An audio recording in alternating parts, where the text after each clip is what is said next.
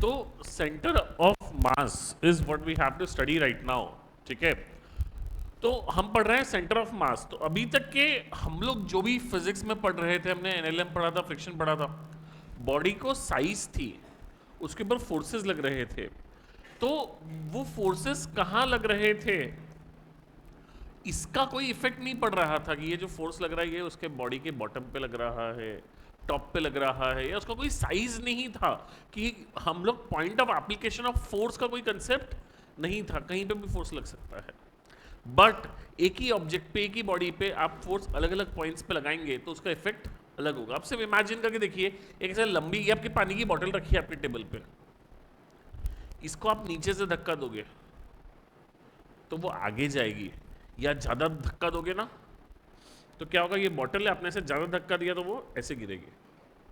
और वहीं अगर आपने ये बॉटल को ऊपर से धक्का दिया तो वो ऐसे गिरेगी। ये दोनों में मोशन क्या हो रहा है, अलग अलग हो रहा है। फोर्स आप वही लगा रहे हो, आप ही लगा रहे हो फोर्स, आगे ही लगा रहे हो फोर्स, बट वो फोर्स का इफेक्ट क्या आ रहा है, अलग अलग आ रहा है। तो फोर्सेस में point of application of force भी इंपॉर्टेंट है।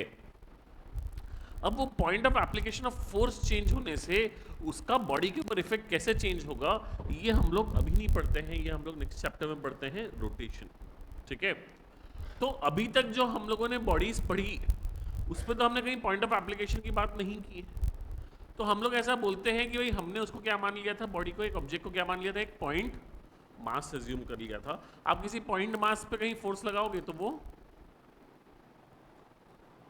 क्या होगा, सेम ही रहेगा, चेंज यानी सॉरी, बॉडी को पॉइंट मास एज्यूम कर लिया था तो उसमें point of application of force का कोई मीनिंग नहीं रहेगा, क्योंकि सभी पॉइंट क्या है, अलग अलग पॉइंट्स है ही नहीं।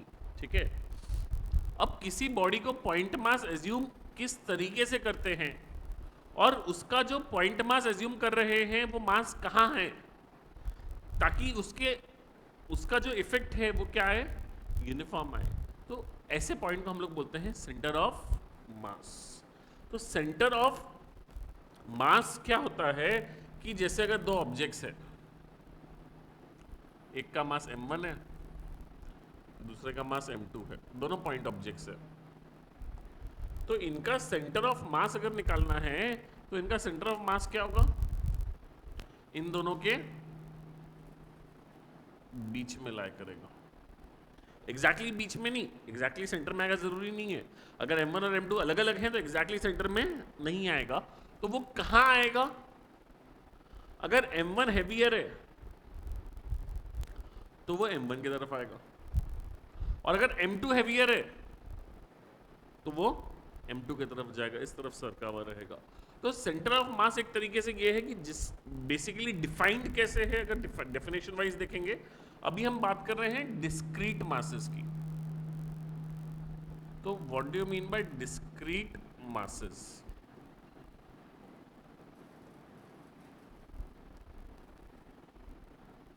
डिस्क्रीट मासेस का मतलब क्या है कि ये m1 मास है, इसका कोऑर्डिनेट x1 कॉमा y1,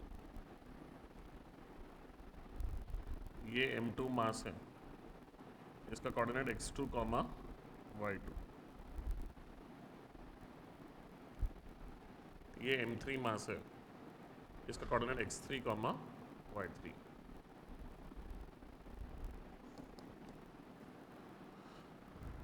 अब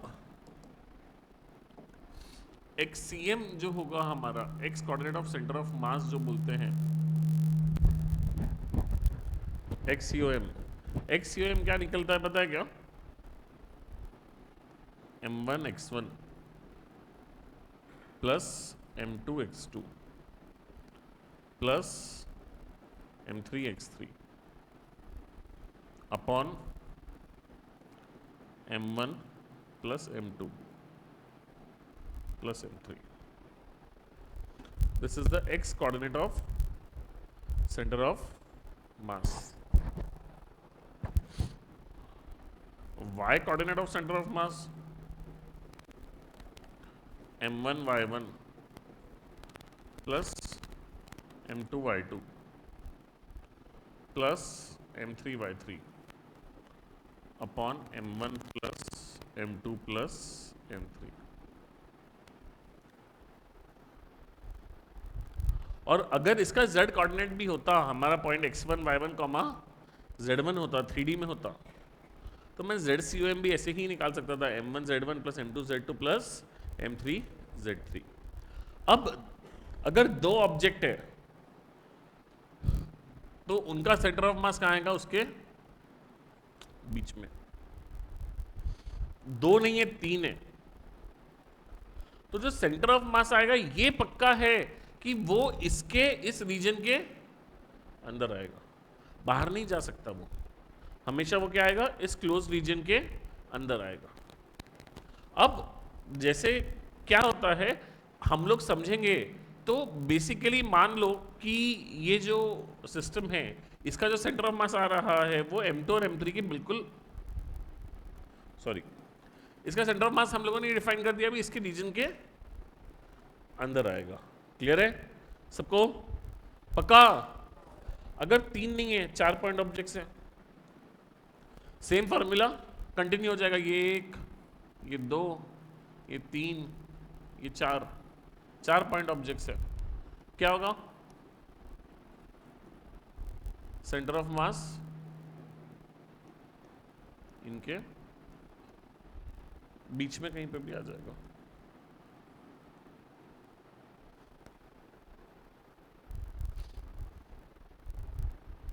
बराबर है? क्लियर है क्या सबको? तो ये हमारा सेंटर ऑफ मास कहां लाए करेगा, इसके बारे में ये हो गया। सबको क्लियर है? अब एक बहुत सिंपल सा सवाल से शुरू करते हैं।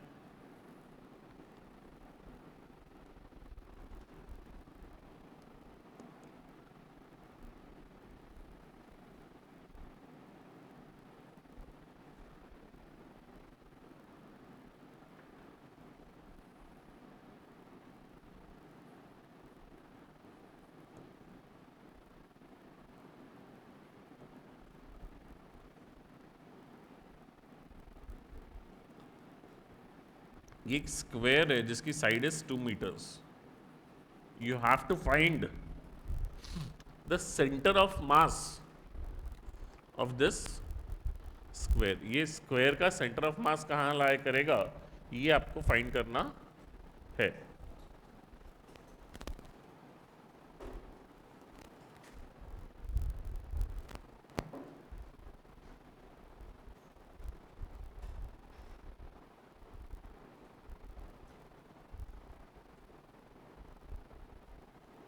चलिए करिए फटाफट।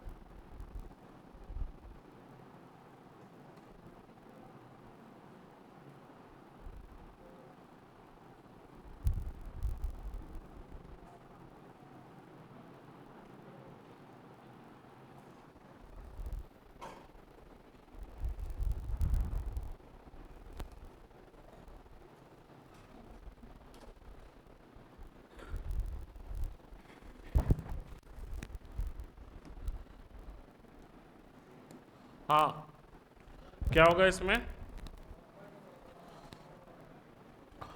इसका कोऑर्डिनेट क्या हो जाएगा? इसका 0,0, इसका इसका इसका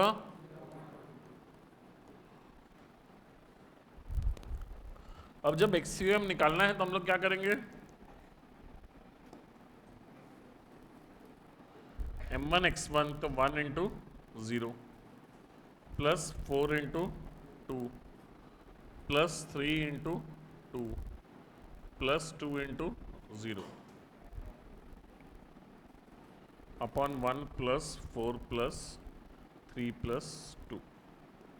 ये 0 हो गया, 4 2 8 plus 6 upon 10 which is 14/10 which is 7/5। y coordinate of centre of mass क्या हो गया? 1 into 0 plus 4 into 0 plus 3 into 2 plus 2 into 2 upon 1 plus 2 plus 3 plus 4। ये क्या हो गया? 6 plus 4/10 which is 10/10 which is 1। तो एक्स कोऑर्डिनेट क्या हो गया? 7/5। वाई कोऑर्डिनेट क्या हो गया? 1। अब अगर इसको थोड़ा सा ये कहाँ लाई करेगा इमेजिन करेंगे तो ये 2 मीटर्स का है तो 7/5 मतलब यहाँ पे इस लाइन में कहीं तो भी हल्का सा सेंटर से क्या हो गया? इस तरफ, और हाइट में जो है वो दोनों के बीच में, तो ये मेरा सेंटर ऑफ मास हो गया। अब आप डिस्ट्रीब्यूशन समझो इसका थोड़ा सा गौर से। यहां पे ये जो मासेस है इनके कोऑर्डिनेट्स क्या है? वाई कोऑर्डिनेट्स सेम है। वाई कोऑर्डिनेट क्या है? वाई नहीं है सेम, एक्स कोऑर्डिनेट सेम है इनके। ये मास कितना है दोनों मिला के? 3 किलो। इनके एक्स कोऑर्डिनेट सेम है, ये मास कितना है? 7। तो एक तरफ 3 किलो है, एक तरफ 7 किलो है। दोनों मासेस सेम है क्या? नहीं, 7 किलो क्या है ज़्यादा। तो सेंटर ऑफ मास क्या होगा? उस तरफ सरका हुआ रहेगा। तो इसके और इसके बीच में है क्या सेंटर ऑफ मास? एग्जैक्टली यहां से सरका हुआ है। वहीं पे वाई कोऑर्डिनेट्स देखोगे किसके सेम है? ये कितना मास है? 5। ये 5। ऊपर और नीचे क्या है? सेम है। सेंटर मास कहाँ लाई करेगा? बीच में लाई करेगा। इसका सेंटर मास कोऑर्डिनेट क्या आ गया? 1। क्लियर है सबको? सेंटर ऑफ मास इसके पास है तो ये मास ज्यादा रहेगा, ताकि इसका डिस्टेंस कम रहेगा तो भी चलेगा, और इसका डिस्टेंस ज्यादा है क्योंकि इसका मास कम रहेगा तो बैलेंस हो जाएगा। क्लियर है सबको? अरे हाँ ना बोलो। बहुत बढ़िया। अब इसी के बाद हम लोग सेम चीज एक एग्जांपल एक और करते हैं कि ये मान लीजिए मास m1 है, इसका कोऑर्डिनेट x1 है। x कोऑर्डिनेट की बात करते हैं हम लोग, y z सब 0 है। m2 है, इसका x कोऑर्डिनेट x2 है। तो XCOM जो रहेगा वो क्या रहेगा? m1 x1 plus m2 x2 upon m1 plus m2। अब हमने क्या किया? इस मास को सेंटर से सॉरी इसका सेंटर ऑफ मास हमने बोला कि लेट्स से कहीं तो भी यहाँ आ रहा है, मान लो रिलेटिवली m1 इज हेवियर, कहीं तो भी आएगा, मुझे नहीं पता कि अभी क्या है, उससे फर्क नहीं पड़ रहा मेरा कि किस तरफ आएगा। मैंने यहां मान लिया कि मेरा सेंटर ऑफ मास है। अब मैंने क्या बोला कि मैंने ये मास m1 को यहां से डेल्टा x1 से शिफ्ट किया, यहां आ गया। मास m1 को अपने जगह से शिफ्ट किया। सिर्फ इतना इमेजिन करो कि m1 को शिफ्ट किया, m2 अपनी जगह पे है, तो सेंटर ऑफ मास को क्या होगा?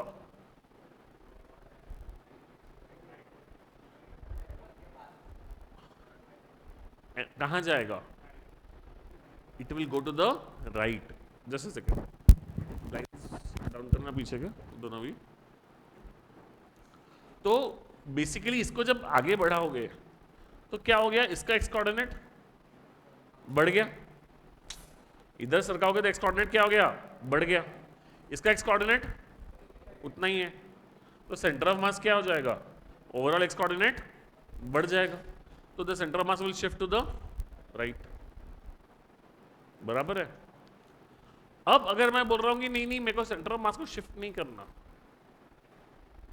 मैं चाह रहा हूं कि मेरा सेंटर ऑफ मास वहीं रहे, मैंने इसको तो सरका लिया, अब क्या करना पड़ेगा, उसको भी सरकाना पड़ेगा। उसको कहां लेके जाऊंगा, राइट की left? Left right left right. क्यों राइट लेके जाना पड़ेगा?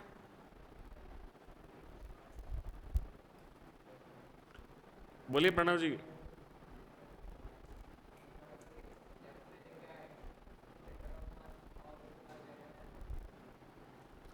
देखिए आप थोड़ा सा समझने में फर्क हो रहा है, यहां से इसको राइट में शिफ्ट किया तो सेंटर ऑफ मास राइट में शिफ्ट हुआ, इसका भी कोऑर्डिनेट बढ़ाऊंगा मैं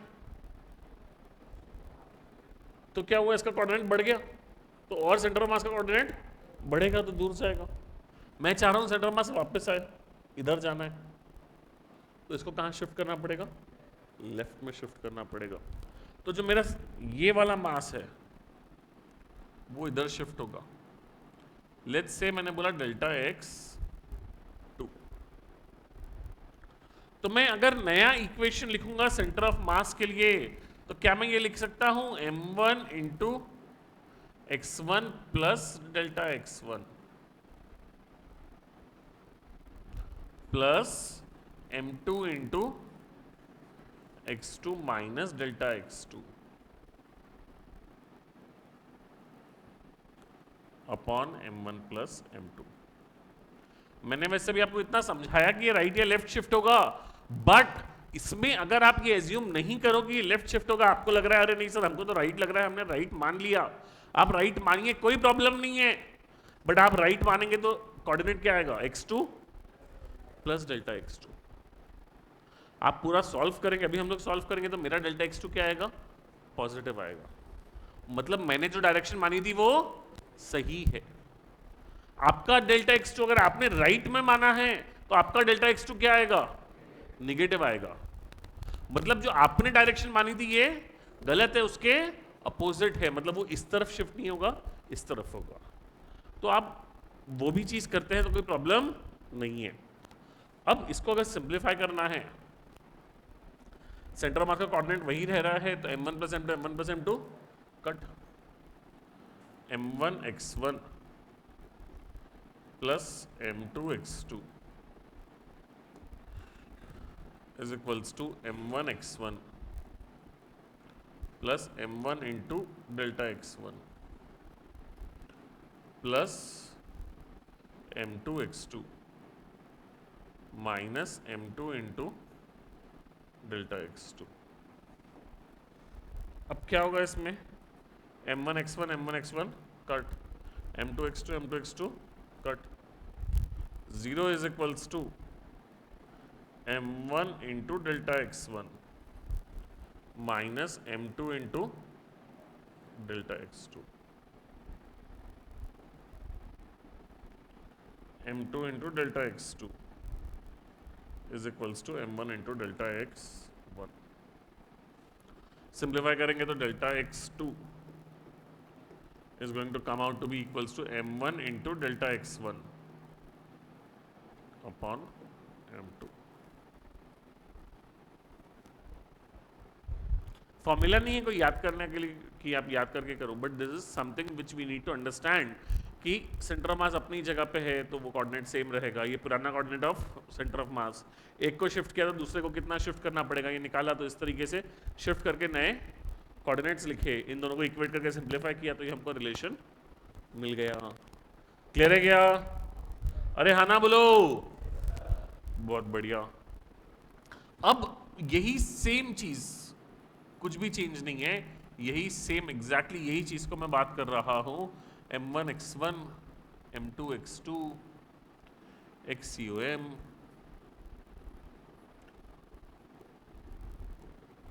तो xcom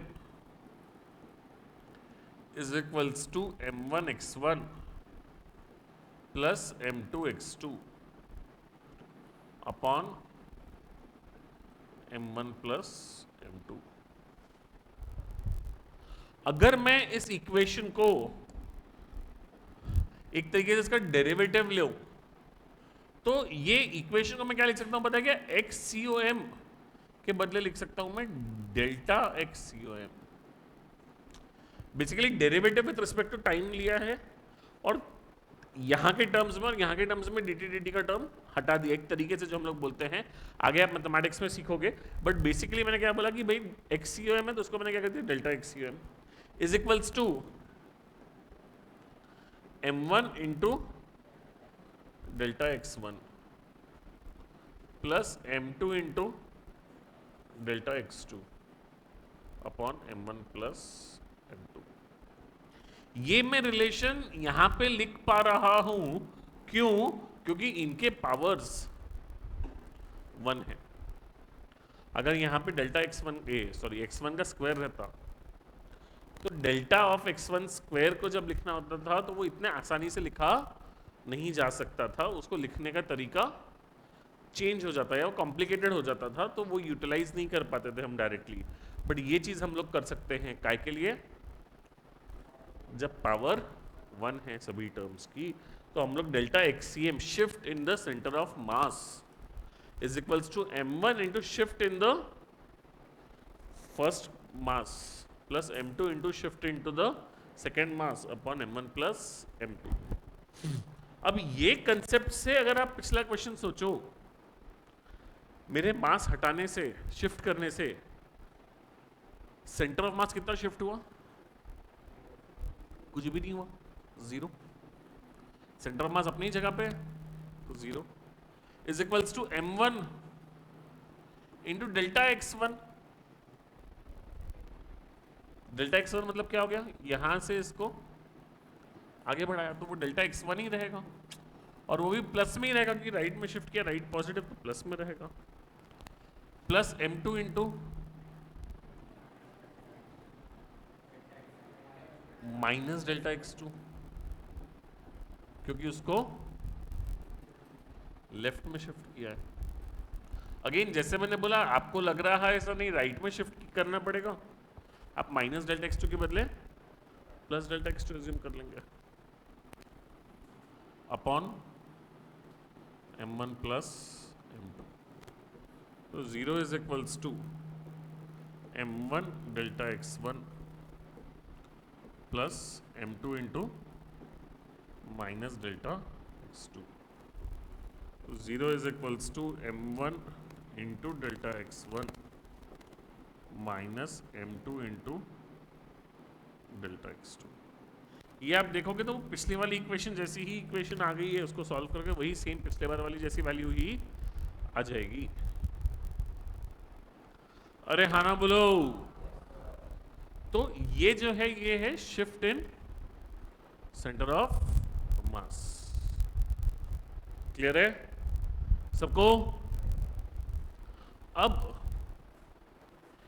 इसी के बाद सिमिलर लाइंस पे वी हैव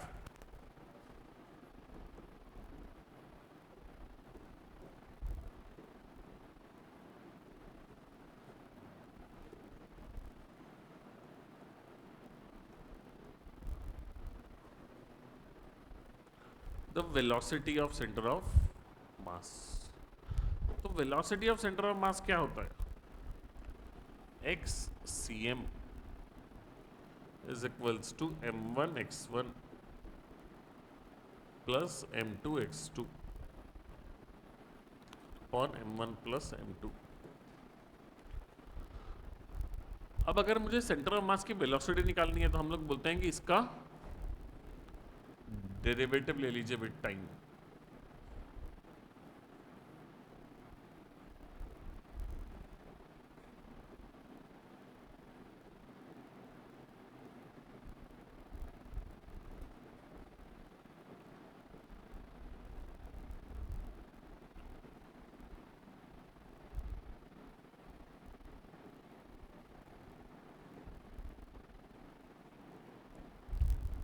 अब अगर इसको सिंप्लीफाई करेंगे हम लोग, तो derivative of x c m with respect to time क्या हो जाएगा, v c m is equals to x one का derivative is v one plus m two v two upon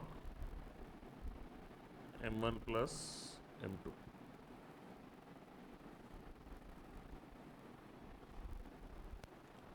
This is VCM, velocity of center of mass.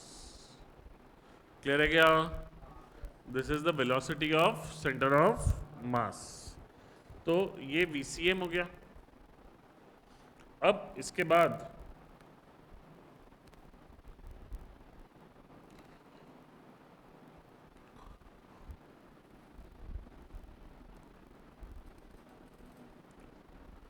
acceleration of center of mass.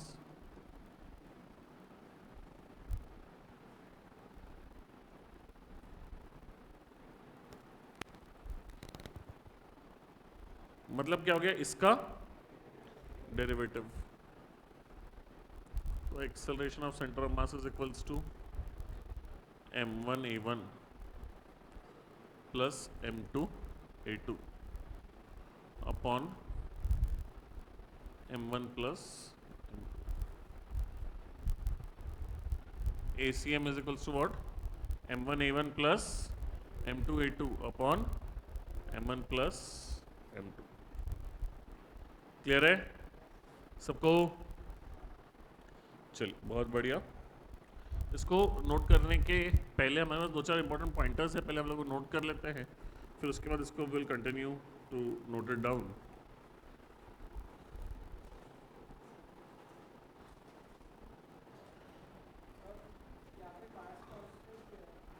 Mass constant है, हम लोग mass system के masses को change नहीं कर रहे हैं. मास अगर चेंज होते रहेंगे तो फिर वैसे डायरेक्टली नहीं लिख सकता. तो ये तो डिस्क्रीट पॉइंट मासेस के लिए लिख रहा है, तो उसका मास चेंज नहीं हो रहा है.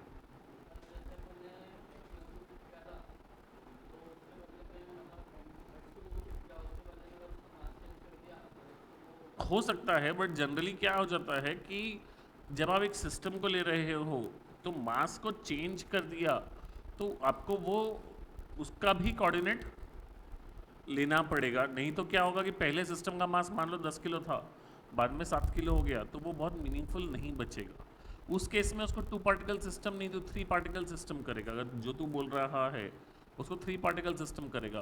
पहले स्टार्टिंग में क्या करेगा, सेकेंड पार्टिकल और थर्ड पार्टिकल दोनों का मास, दोनों का कोऑर्डिनेट क्या मानेगा, सेम मानेगा. और बाद में जब टूट के अलग हो गए तब उनके कोऑर्डिनेट्स को क्या करेगा, अलग अलग मानेगा. तो that way you can do the same.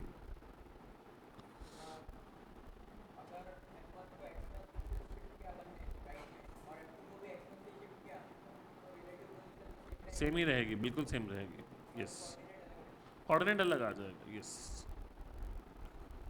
Same amount से शिफ्ट करेगा दोनों को, तो सेंटर ऑफ मास भी सेम अमाउंट से शिफ्ट हो जाएगा. देखिए centre of mass of 2 particles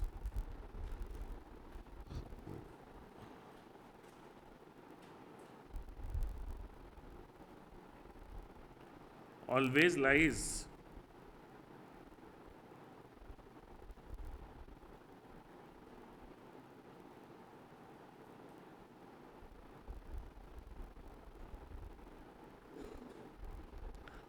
on the line joining the particles.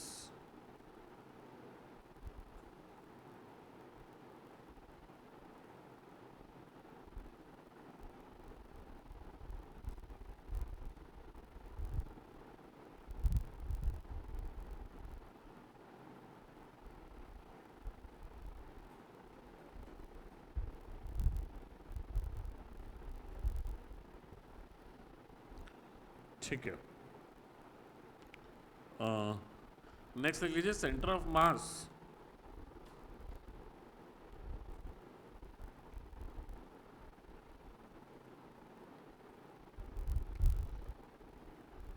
is the same as center of gravity.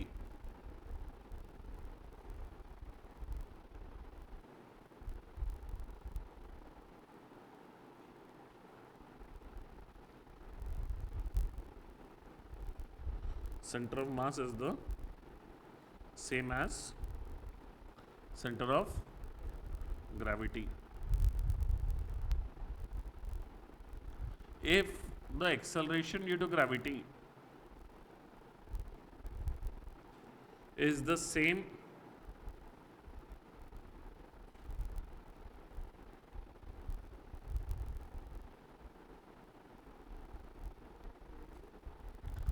throughout the mass,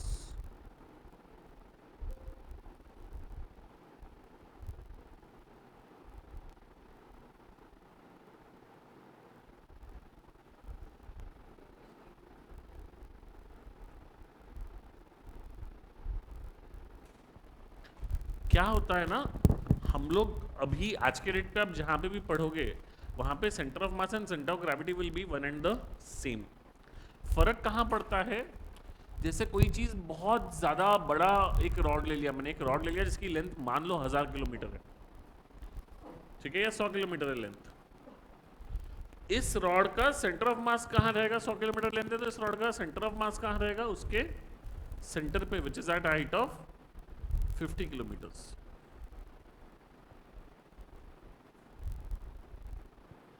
but centre of gravity जो है उसमें क्या होता है कि ग्रेविटेशनल जो फोर्स लग रहा है उसका सेंट्रल पॉइंट कहां पे है, ये होता है. अब ग्रेविटी जो लग रही है उसमें क्या होता है कि जैसे जैसे आप लोगों ने पढ़ा होगा ग्रेविटेशन में आपके 9th-10th क्लासेस में कि as we go up from the surface of earth acceleration due to gravity decreases. तो यहां जी की वैल्यू ज्यादा है, ऊपर जा रहे हैं तो जी की वैल्यू कम है. तो ये पूरे मेरे मटेरियल के थ्रू आउट क्या acceleration due to gravity same है क्या, नहीं. तो यहां सेंटर ऑफ मास और सेंटर ऑफ ग्रेविटी सेम नहीं रहेगा.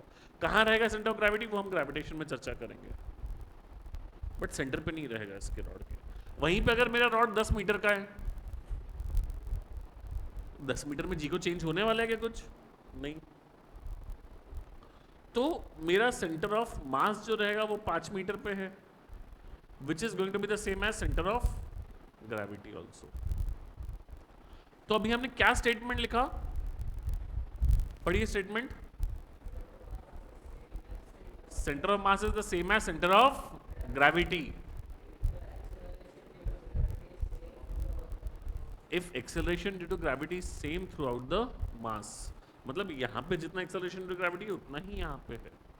ये चाहे पॉइंट मासेस के लिए हो चाहे कंटिन्यूस मास के लिए हो. यहां पे हमने कंटिन्यूस मास के लिए बात की, 3 पॉइंट मासेस भी रख दो, अगर तीनों पे जी की वैल्यू सेम है तो सेंटर ऑफ मास और सेंटर ऑफ ग्रेविटी सेम रहेगा. बट तीनों पे जी की वैल्यू सेम नहीं है तो सेंटर ऑफ मास और सेंटर ऑफ ग्रेविटी सेम नहीं रहेगा, अलग अलग रहेगा. क्लियर है क्या, अरे हाँ ना बोलो, बहुत बढ़िया. अब यहां तक के तो हमने बात किसकी की, सेंटर ऑफ मास की, किसकी, पॉइंट मासेस की.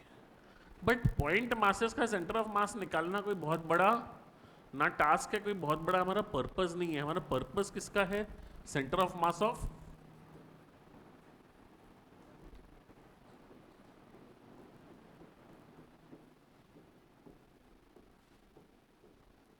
Continuous mass distribution.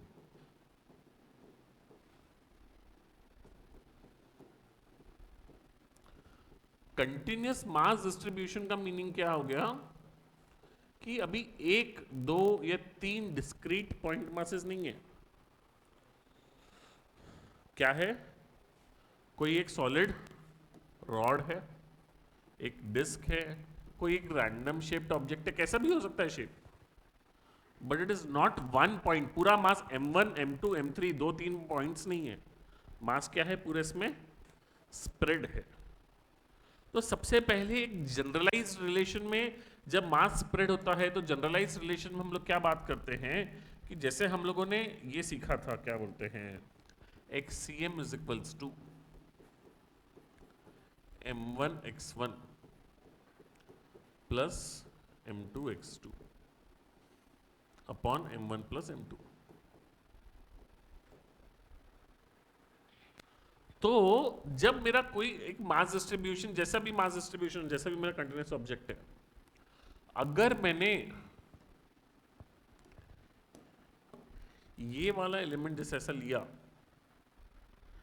इस पूरे एलिमेंट का एक्स कोऑर्डिनेट क्या है? एक्स है। जो भी एक्स की वैल्यू होगी यहां पे, ये पूरा एलिमेंट, ये जो पूरे स्ट्रिप में जितना भी मास है, इसका सबका एक्स कोऑर्डिनेट क्या है? एक्स। तो जब मैं इक्वेशन लिखूंगा एक्ससीएम की, तो मैं क्या लिखूंगा? वो मास डीएम इंटू उसका कोऑर्डिनेट एक्स। इसके बाद वाला मास लूंगा तो उसका कोऑर्डिनेट, उसके बाद वाला मास लूंगा तो उसका कोऑर्डिनेट। हर जैसे जैसे मास चेंज होगा वैसे वैसे उसका कोऑर्डिनेट चेंज होगा। ये सब की डीएम इंटू एक्स के वैल्यू को क्या करना है? मुझे एडिशन करना है। तो इसी का एडिशन को हम लोग बोलते हैं इसका इंटीग्रल।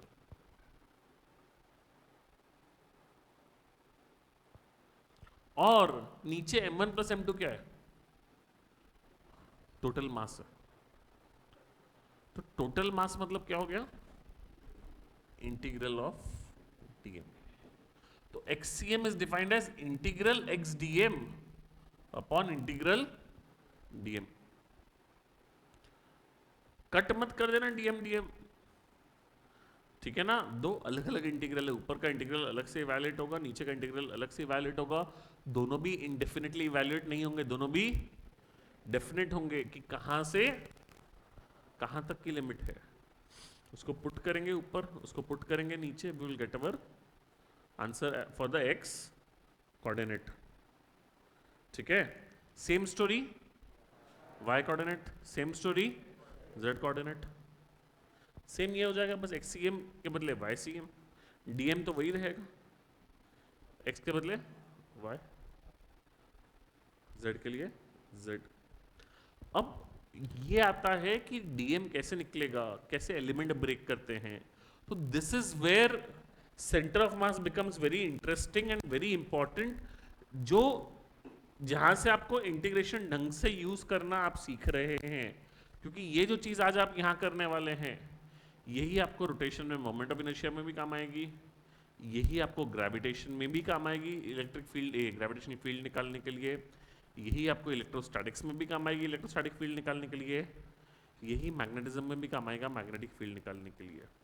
तो ये चीज़ें बहुत बार यूज होती है कि कोई एक सॉलिड ऑब्जेक्ट है, उसको मैं किस तरीके से ब्रेक करूं, उसकी अलग अलग प्रॉपर्टीज निकालने के लिए। अभी हम लोग बात कर रहे हैं पहली प्रॉपर्टी, सेंटर ऑफ मास कैसे निकालते हैं। तो हम लोग किसकी बात कर रहे हैं? For a rod, centre of मास कैसे निकालना है? रॉड का। रॉड में जो मास डिस्ट्रीब्यूशन रहता है वो कैसा रहता है? एक ही डायरेक्शन में, यूनिफॉर्म तो ठीक है, यूनिफॉर्म रॉड की बात कर रहे हैं हम लोग, वो तो है ही अंडरस्टूड, नो डाउट उसमें, बट वो एक ही डायरेक्शन में है, उसका कोई विड्थ डेप्थ नहीं है, सिर्फ क्या है? उसकी लेंथ है। तो ऐसे केस में हम लोग उसकी डिफाइन करते हैं linear mass density,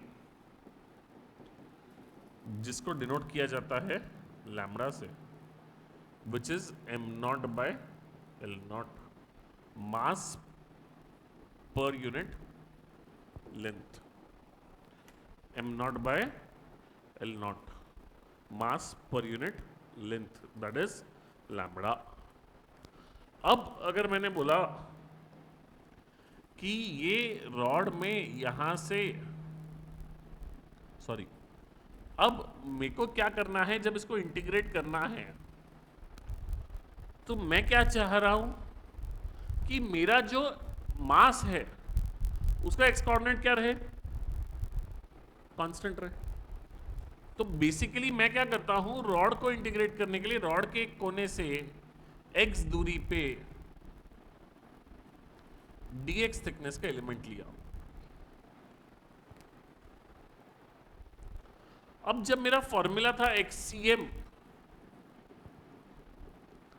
is equals to integral x into d m, तो डीएम मतलब क्या हो गया? इस एलिमेंट का मास। तो डीएम को क्या लिख सकता हूं मैं, कोई बताएगा क्या? Lambda into dx. मास पर यूनिट लेंथ क्या डिफाइन किया गया था, लैम्बडा, इंटू उसका लेंथ क्या लिया गया, dx, लैम्बडा इंटू dx। तो dm is lambda into dx। मेरा फॉर्मूला क्या था, x इंटू dm। x किसका किसका कोऑर्डिनेट था, x उस मास का। आज इस मास का x कोऑर्डिनेट क्या है, x है, क्योंकि मैंने इसको क्या लिया गया है, ओरिजिन लिया। x इंटू dm क्या हो जाएगा, lambda dx upon integral dm, dm is what, lambda dx।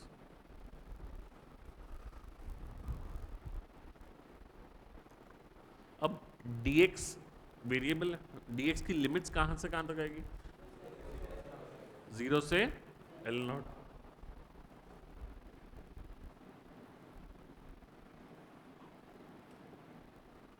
Lambda क्या है, कांस्टेंट है।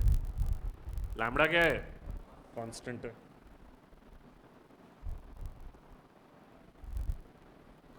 इंटीग्रल x dx 0 से L nought upon lambda into integral dx 0 से L नॉट।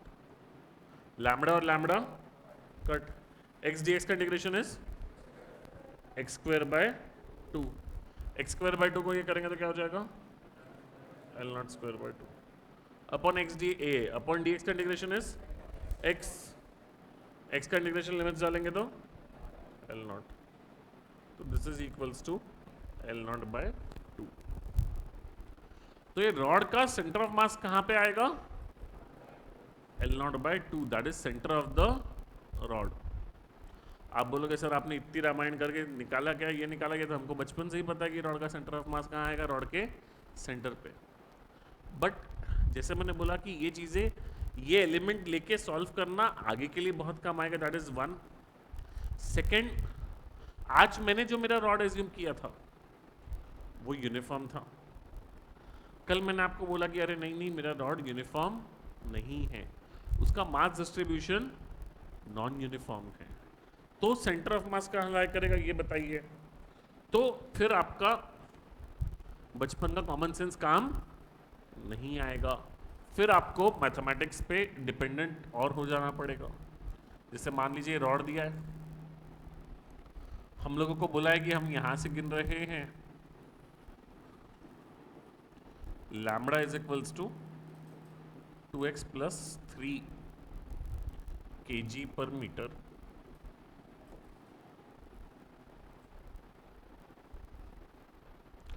मतलब क्या होगा, एक तरीके से बताया गया कि जैसे जैसे आप आगे जा रहे हो लैम्बडा बढ़ रहा है, मास पर यूनिट लेंथ बढ़ रहा है, मतलब इधर से रॉड हैवी है, बड़ा है, जाड़ा है, इधर से हल्का है। ये प्रैक्टिकली कई बार करते हैं, ऐसा क्यों करते हैं, इंडस्ट्री में कोई एप्लीकेशन है तो वो वहाँ पे कॉस्ट सेविंग करना चाह रहे हैं, तो वो क्या बोलते हैं कि पूरे रॉड में अगर सेम टेंशन की ज़रूरत, जो एक जो एंड पे ज़्यादा फोर्स की ज़रूरत है, ये जहाँ ज़्यादा स्ट्रेंथ की ज़रूरत है उसको स्ट्रॉन्ग करो, यहाँ कम की ज़रूरत है तो क्यों मैं इतना ज़्यादा रखूँ, कम कर दे रहा हूँ। तो बेसिकली बहुत बार ये चीज़ों का एक्चुअल प्रैक्टिकल में भी यूज़ आता है, बट अभी हमको वहाँ पे नहीं जाना है। अभी हमको लैम्बडा दे दिए 2x प्लस 3, स्टोरी वही है, रॉड है x दूरी पे, dx थिकनेस का एलिमेंट, x दूरी पे dx थिकनेस का एलिमेंट, इसको dx थिकनेस का एलिमेंट लिया x दूरी पे, तो क्या बोलेंगे हम लोग, dm is equals to lambda dx which is 2x plus 3 into dx।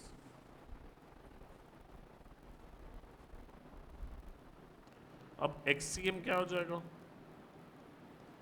Integral x dm,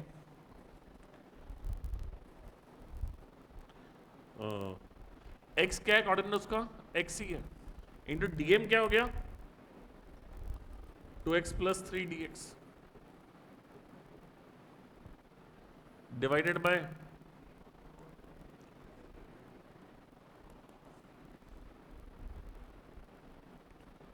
2x plus 3dx।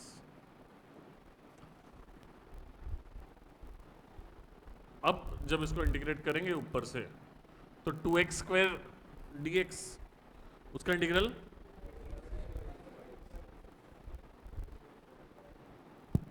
अबे 2x स्क्वायर का इंटीग्रल क्या हो जाएगा 2x क्यूब बाय 3, तो वो हो गया 2l cube by 3। 3x dx का integral 3x square by 2 upon 2x का इंटीग्रल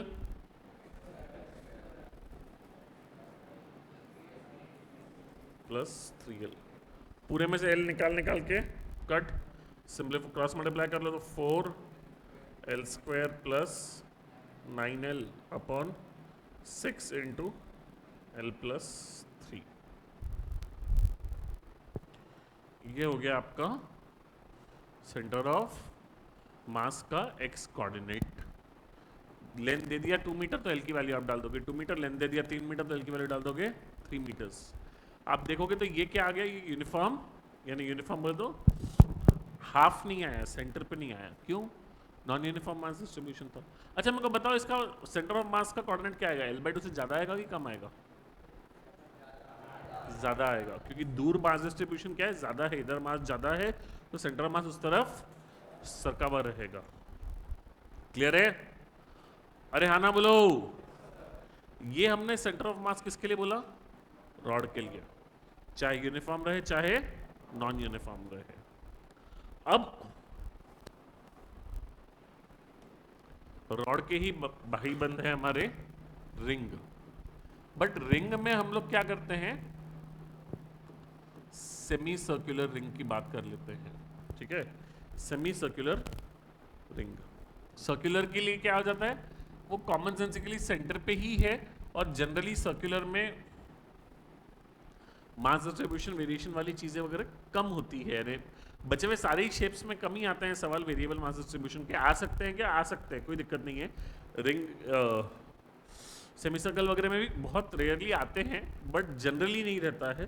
तो अभी ये सेमी सर्कुलर रिंग का सेंटर ऑफ मास कहाँ रहेगा, ये अगर हमको निकालना है तो देखिए सेंटर कहाँ मानूंगा, सेंटर ऑफ सॉरी सेंटर मत बोलूं, सेंटर कहाँ मानूंगा, ओरिजिन पे। अब आप मेरे को बताइए सेमी सर्कुलर रिंग का सेंटर ऑफ मास कहाँ रहेगा, ओरिजिन पे रहेगा क्या? क्योंकि ओरिजिन पे हॉरिजॉन्टली तो मैच कर जा रहा है, इधर का मास डिस्ट्रीब्यूशन इधर का मास डिस्ट्रीब्यूशन क्या है, सेम है, सिमेट्री है इधर से उधर में। तो ये तो पक्का है कि centre of mass y axis पे लाई करेगा, बट क्या ओरिजिन पे लाई करेगा? क्या नीचे और ऊपर मास डिस्ट्रीब्यूशन सिमिलर है? नीचे है ही नहीं मास डिस्ट्रीब्यूशन, तो ओरिजिन पे सेंटर ऑफ मास लाए नहीं करेगा, ओरिजिन से ऊपर कहीं तो करेगा, ओरिजिन से ऊपर कहीं तो करेगा। अब निकालना कौन सा कोऑर्डिनेट है मुझे सेंटर ऑफ मास का? y। x तो मेरे को पता चल गया है 0 है, मैथमेटिकली चेक करना है, चेक कर लेंगे हम लोग एंड में, बट मेन पर्पस क्या है मेरा निकालने का? y, क्योंकि x तो मैंने लॉजिकली निकाल लिया कि x कोऑर्डिनेट क्या आने वाला है, 0 आने वाला है। y कोऑर्डिनेट निकालना है तो मैं y COM निकालने की तैयारी शुरू करता हूं। तो अब हम लोग सेमी सर्कुलर रिंग में एलिमेंट्स किस तरीके से लेते हैं, ये हमारी अभी अगली चर्चा है। तो सेमी सर्कुलर रिंग में हम एलिमेंट्स किस तरीके से लेंगे वो हमको देखना है। तो सेमी सर्कुलर रिंग में एलिमेंट किस तरीके से लिया जाता है, तो हम बोलते हैं कि यहां से थीटा एंगल पे डी थीटा थिकनेस का एलिमेंट लो। डी थीटा मतलब बहुत छोटी सी थिकनेस है, तो ये जो एलिमेंट है इस एलिमेंट का लेंथ क्या हो जाएगा, आर डी थीटा। मास क्या हो जाएगा, lambda into R D theta.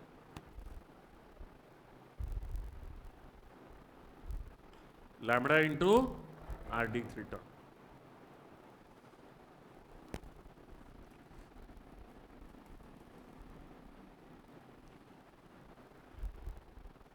ठीक है, अब उसका कोऑर्डिनेट क्या है? तो एक्स कोऑर्डिनेट लिखना रहा, मुझे चाहिए वाई ही आज, बट दोनों लिख लेते हैं। एक्स कोऑर्डिनेट लिखना रहा तो मैं क्या लिख सकता हूं?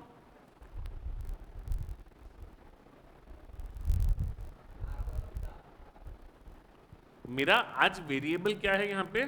थीटा। तो मैं dx एक्स वाई के टर्म्स में नहीं लिखूंगा, क्योंकि एक्स और वाई के टर्म्स में कुछ सॉल्व नहीं होने वाला। सब कुछ मुझे लिखना है इसके टर्म्स में, थीटा के टर्म्स में, रेडियस के टर्म्स में। तो ये r है, तो ये क्या आएगा? r sine theta. और y coordinate r cos theta. तो मेरा जो YCOM है, YCOM क्या होता है? y मतलब एलिमेंट का y कोऑर्डिनेट, एलिमेंट का y कोऑर्डिनेट क्या है? r cos theta into dm lambda into R D theta upon integral lambda R D theta. Theta की लिमिट्स 0 से यहां से लेके यहां तक। इतनी ही है क्या मेरी डिस्क? थीटा 0 मतलब कहां से शुरू हुआ? यहां से। पाई बाई 2 मतलब कहां तक गया? यहां तक। तो क्या इतनी डिस्क है क्या मेरी? अरे हाँ ना बोलो। अच्छा, फिर 0 से पाई लिया तो 0 यहां पे, यहां से यहां तक पाई बाई 2, फिर यहां से पाई तो यहां आगे जा रहा है, क्योंकि मैं एंगल ऐसे ले रहा हूं। तो ये जो एलिमेंट है ना मेरा, मैं एंगल ऐसे गिन रहा हूं, ये मेरे अपोजिट तरफ है। तो ये जो एंड है इसको हम लोग बोलेंगे माइनस पाई बाय 2, और वो जो एंड है उसको बोलेंगे plus pi by 2।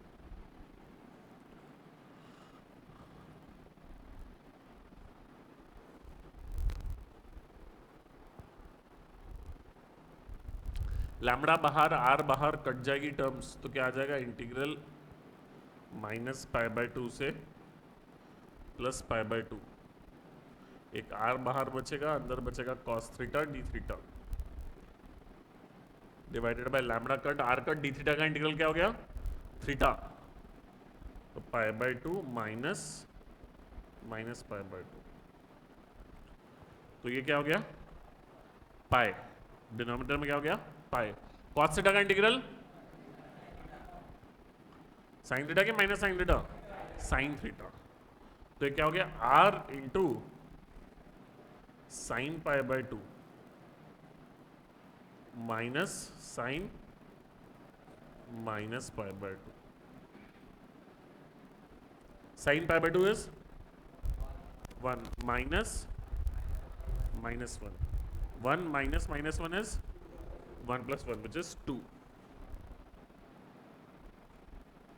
which is 2r by pi. तो सेमी सर्कुलर रिंग का centre of mass will lie at 2r by pi. अब आगे हम लोग पढ़ेंगे सेमी सर्कल के बाद quarter circle, arc, disc, sphere, hemisphere, यानी स्पीयर नहीं, hemisphere, solid hemisphere, hollow hemisphere. तो ऐसे अलग अलग शेप्स हमको पढ़ने हैं, बट वो हम लोग करेंगे कल। अभी हम लोग एक बार इसको नोट करते हुए चलते हैं।